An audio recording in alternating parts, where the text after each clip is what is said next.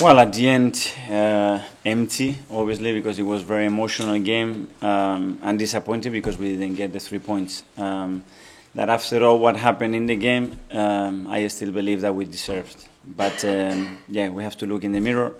We give three really easy goals away again, and when that's the case, it's extremely difficult to win in this league.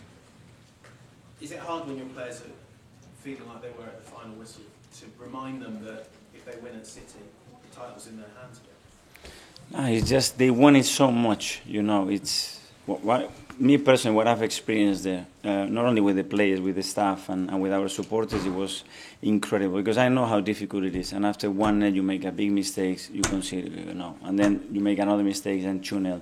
You are trying to just play and play and play against a team that is doing what they have to do as well because where they are. And after the first time they go through the halfway line, they score the third one. And then it's a big question mark. What do you do as a team? What do you do as an individual? The response of the players, I cannot love them more, honestly. It's just a joy to coach them. It's just a joy to be part of this club and experience what I have experienced together with the team. And at the end, yeah, the magic moment was there to be taken. We had two big chances at 3-3 to score, but today it didn't happen, unfortunately, and that's why we are like that. You know, we'll be very different with the same game. You say they want it so much. Is it a challenge that this means so much for Arsenal, for the players, that this will be the first time in a generation? Is it a challenge keeping their feet on the ground and not letting them get carried away? But they are, and we have talked about that. It's about playing the games, not the occasion, you know. And we start to play the game, and this happens. It happens in football. It happens in critical moments. What can you do, you know? But then as well, they try to keep playing, and then you see what you saw on that pitch, and there's amount of situations and chances, and what they are able to transmit to the crowd to get where we were. But at the end, it's tough because you see them on the floor, you have to leave them, and I think everybody has to disconnect tonight, digest it, and tomorrow start to think what's the best way to go to Manchester to beat them. Mikel, that's a few games in a row now where your side are conceding soft goals. Do you put that down to individual mistakes, or is it more of a collective issue? Today is clear what happened. So individual, or collective, or both? The first one. Okay. You've offered different reasons for each of the last three draws, but do you see kind of wider issues dripping into the performances as a whole? Because obviously people would look at that run of three draws and how costly that could be. Do you see wider? Sorry, can you repeat the question? I gave what? You found for each of the last three games, you've offered different reasons for the results. I just wondered if you see themes running through the whole run. I have to explain the game, no? It's not about, okay, we go to Anfield, yeah, we win. We go to West Ham, we win. We go to Southampton, we win.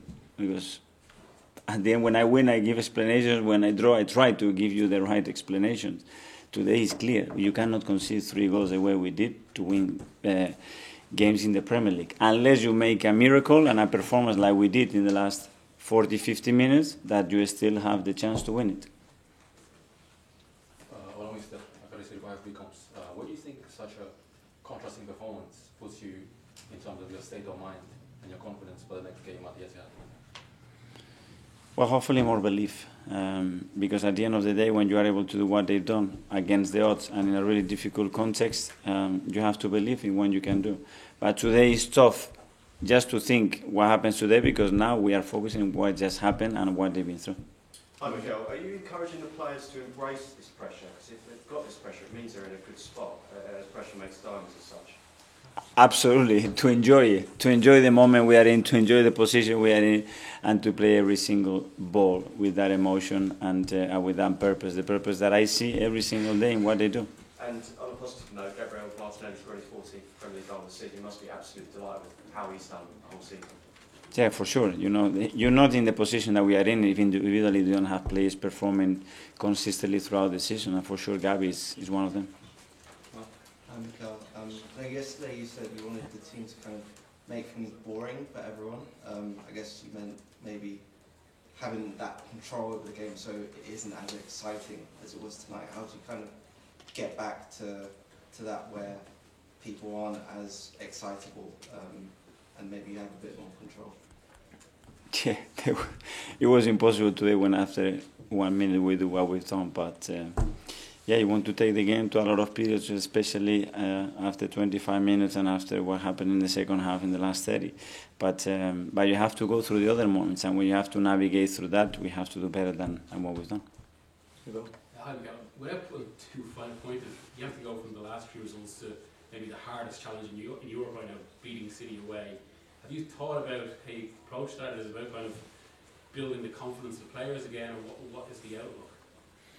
But I don't see a lack of confidence. You know, when a team is able to do that, normally players start to hide. And I play there, and players start to hide in certain moments. And I didn't see a single player doing that. They were all willing to take risks, to take the initiative. That's why we created the chances we created. That's why we go back 3-1 to 3-3 and should have won the game. So the confidence is that. It's those moments, yeah, you need to cut that. You cannot, at this level, you cannot give the goals away that we have given. Simple as that.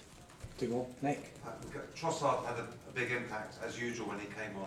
Has he done enough to start games? He does every day. You know, it's about how you play everybody together, and that every phase of play, you know, it's with the right balance as well, without losing that structure and the flow of the team. But when he came on, for sure, he looked really well again.